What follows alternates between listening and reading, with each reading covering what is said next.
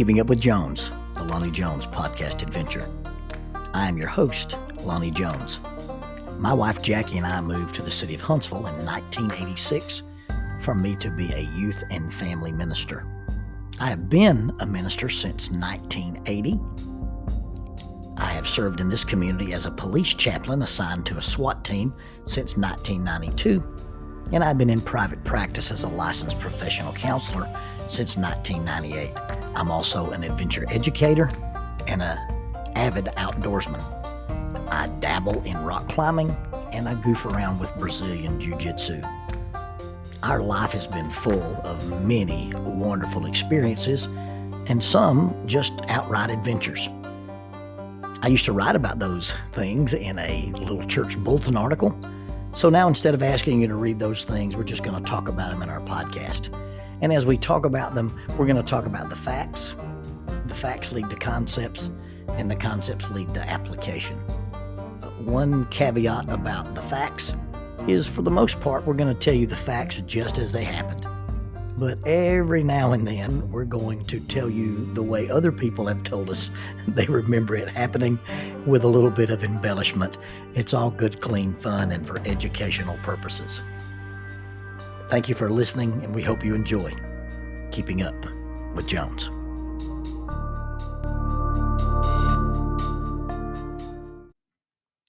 Faulkner University announces a 60% tuition discount for members of the Church of Christ.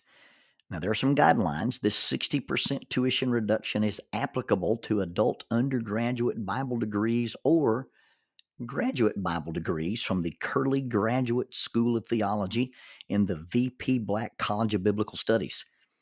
You must satisfy all admission requirements and maintain satisfactory academic progress. You must remain continuously enrolled, including summers, until the completion of the degree. You must provide a letter from an elder or minister, preferably on church letterhead, verifying that you're an active member of a Church of Christ congregation prior to your initial enrollment. This offer applies to adult undergraduate degrees such as biblical studies, youth and family ministry tracks, and it also includes graduate degrees. And those are the Master of Arts in Biblical Studies, the Master of Arts in Family Life Ministry, or a Master of Theology, and it also applies to the PhD in Biblical Studies. For undergraduate inquiries, please contact Adult Enrollment, 334-386-7140, 334-386-7140, or Adult Enrollment at Faulkner edu. That is Adult Enrollment at faulkner.edu. For graduate inquiries, please call 334-386-7539, 334-386-7539. Graduate enrollment at faulkner.edu. That is graduate enrollment at faulkner.edu. Faulkner University is a sponsor of Keeping Up with Jones, the Lonnie Jones podcast adventure.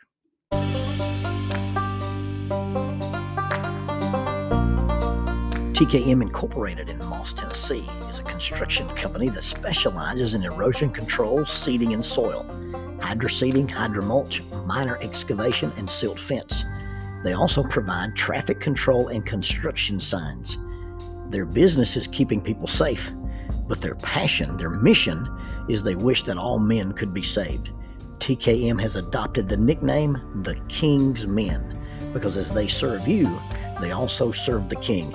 If they could provide any of their services for you, please contact them at 931-243-3958. That is 931-243-3958. Or you can contact them on the net at tkminc2001 at twlakes.net. That is tkminc2001 at twlakes.net. TKM Incorporated is a sponsor of Keeping Up with Jones, the Lonnie Jones podcast adventure.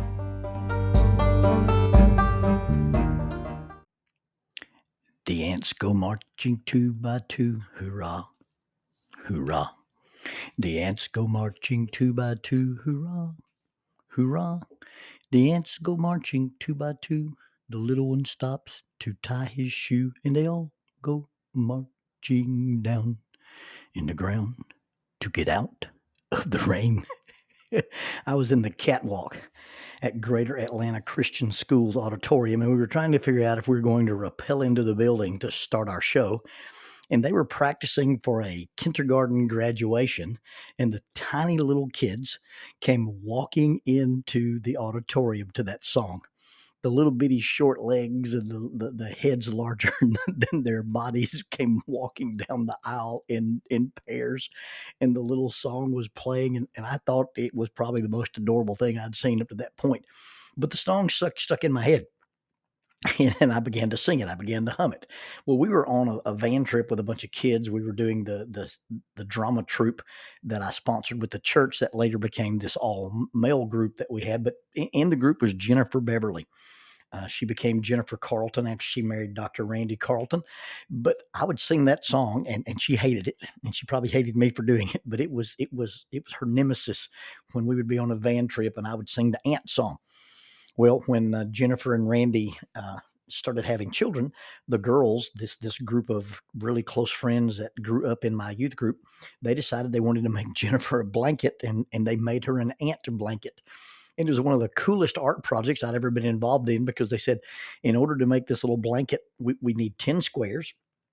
And those squares need to have illustrations on those squares, and those illustrations need to be ants. And we need a square with one ant, and we need a square with 2, and then 3, and then 4, and so on. And I had the ants eating chocolate chip cookies, and I had the ants doing all kinds of things as per the verses of the song that we knew and part of the verses that we made up.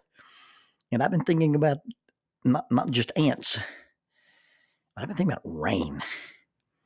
And I did kind of this deep dive. What do ants do when it rains? We've got a fire ant problem in the yard, and there's all kinds of things you can do and things you can read to get rid of ants. But ants are fairly resilient. There's not really super effective ways to get rid of them. And you'd think that just, filling their little anthill up with water might discourage them. But that really doesn't work. Depending on what you're reading, there's some debate, but some anthills, they close up the tunnels so that rain can't penetrate. And then I read one thing that said ants have a drainage system. They actually have a series of tunnels and a series of airlocks that allows the water to drain all the way down to the water table, and the anthill or the ant mound never floods. Standing on the back porch and watching it rain. I've stood at a fence and watched it rain. Well, I didn't just stand at a fence in the rain. I stood at a fence, and I stood at a fence a lot. On the other side of the fence were the football players. And I was not one of them. I was not one of them for multiple reasons. I was too small to play line. And the only position that I would have been even close to able to play was already occupied by a guy named Jeff Vengers. And he was an incredible athlete, and it would not even have been a contest or a competition had I gone out for the team and tried to play that position. And I know how to play football. And that doesn't mean I didn't play football in the backyard. I didn't play, beside the church building on Sunday afternoons. I knew the rules. What I meant was I didn't know how one went about being on the football team.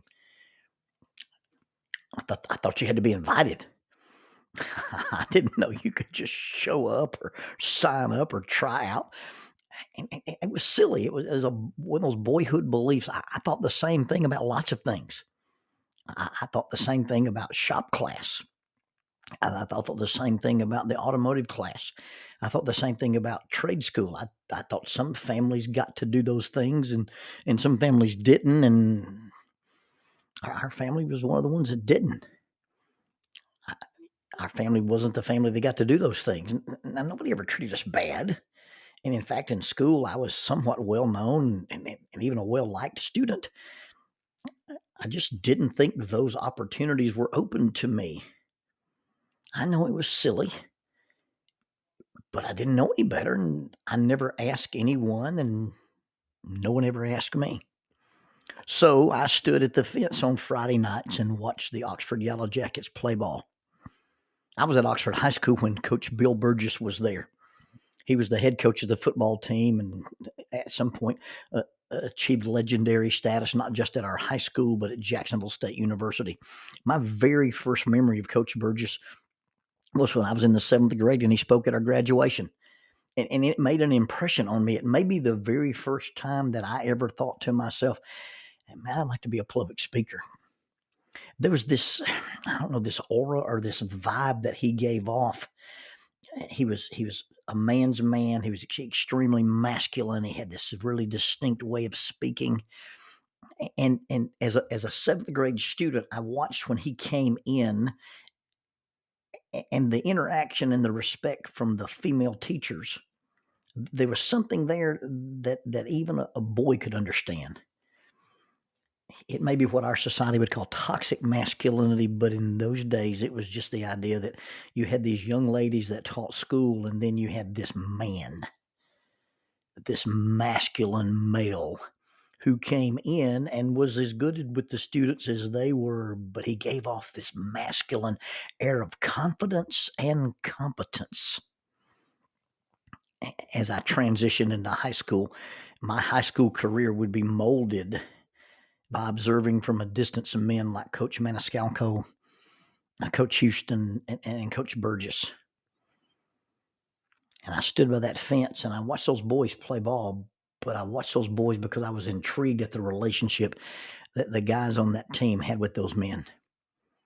I stood at the fence one Friday night as it rained on those guys playing football. I was wearing my Army surplus poncho that I'd bought at the Army Mule and carried in a little rolled up gas mask bag in the back seat of my car. And I was standing there sheltered from the rain in my Army surplus poncho, standing at the fence. And I have this memory, I have this picture of Coach Burgess. He was silhouetted against the stadium lights, and water just dripped off the bill of that black cap with that golden O on the front of it. One of the running jokes at Oxford High School was that we have a catwalk from the main building to the school building where the elementary building was. The elementary building was across a big open road, and then a wide front lawn, and then a big flat, and maybe 3 steps up to this big, huge portico, this front porch.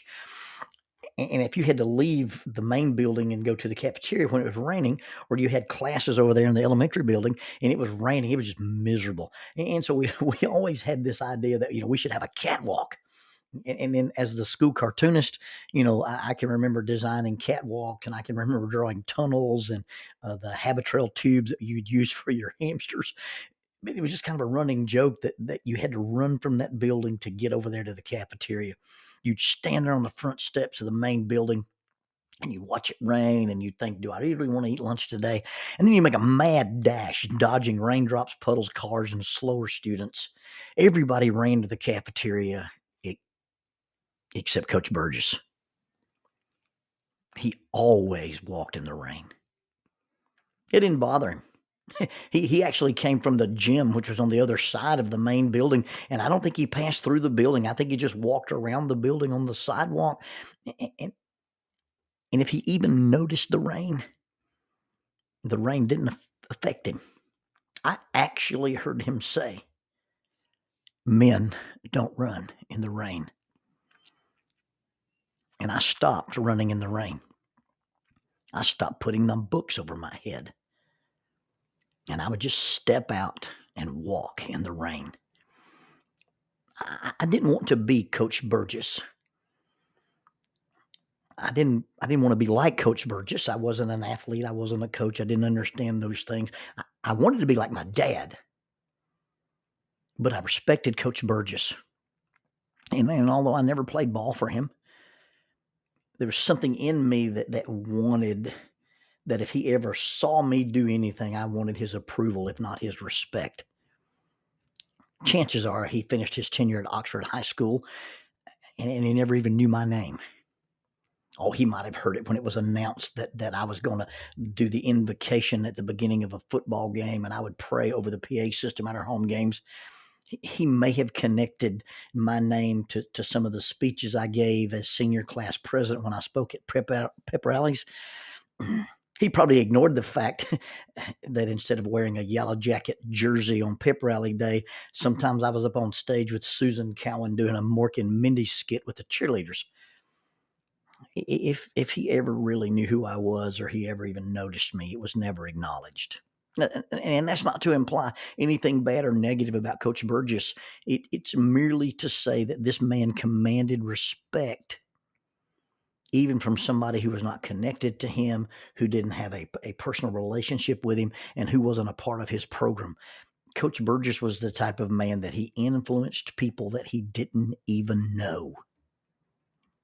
His sons, Rick and Greg, were in school with me. Now, they were younger than me, and we did not interact. Rick has a radio show now, and Rick just published a book about his dad, and it's got some really cool lessons in it. And the book is entitled "Men Don't Run in the Rain." I left Oxford, Alabama in 1981. And in 1992, I was allowed to be part of a different team in Huntsville, Alabama, and it was not a football team. It was a SWAT team. In my efforts to try to connect with those guys and in my efforts to effectively minister to those men, I would meet them on their training days and go through their PT regimen with them. Well, I'd go as best I could, not at their level, and couldn't always keep up with them. But in those days, the SR team, that's what we were called back then, the Special Response Team. In those days, they trained on Tuesdays from 6 p.m. to 2 a.m. So I would go to work for a full day, and then I would leave and go home and eat supper with Jackie, and then I would go and meet these guys at the range. And everybody knew we ran. We ran every single training day. It was just one, and some people even didn't try out for the team because I don't want to do all that running. Well, I kind of inherited the fact that I was going to have running as part of my culture. And either at the beginning of the shift or at the end of the shift at 2 a.m., the team was going to go for a run. And we ran.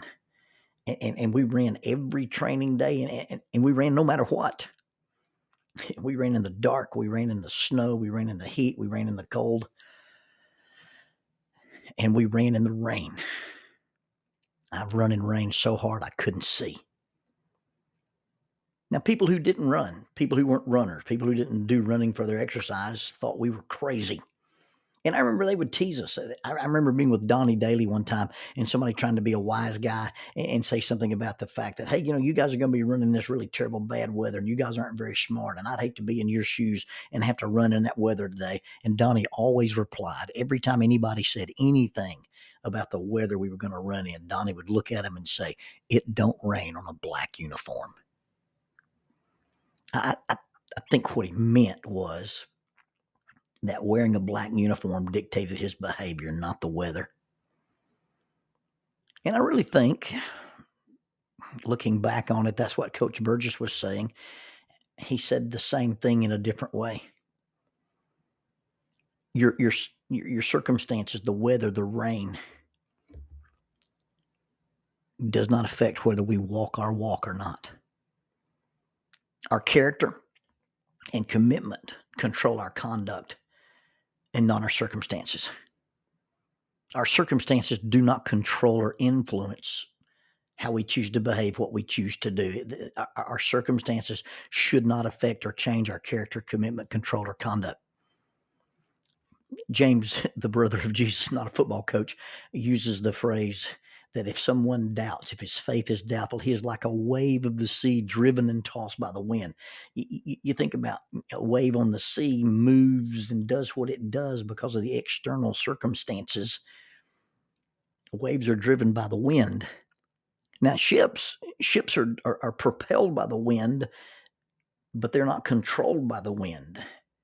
There's a famous line from a poem, The Winds of Fate by Ella Wheeler, and it says, it's not the gale, but the set of the sail that determines where the ship goes.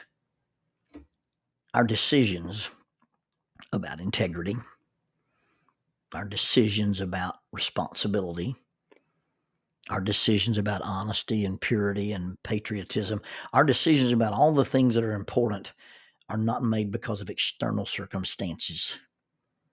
Our circumstances should have no effect on our decision-making process. Consequences should not affect our integrity. We do what is right. We walk our walk regardless of the outcomes. Bad weather, bad circumstances should have no effect on the discipline of a football player, a football coach, a SWAT team, or a man. Some men are running the rain, but some men run not because it's raining, but even though it's raining. And I really think what Coach Burgess meant was, it's not that men don't run in the rain. It's men don't run when it's raining just to get out of the rain.